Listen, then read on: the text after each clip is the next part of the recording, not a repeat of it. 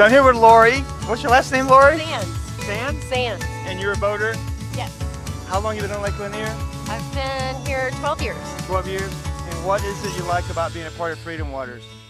I really enjoy seeing the kids when they come on the boat and hearing their stories and talking to the families and just seeing the joy on their face when they get out on the water. The water is a happy place for us all. And what are we doing here today at Lake Lanier, the boat show?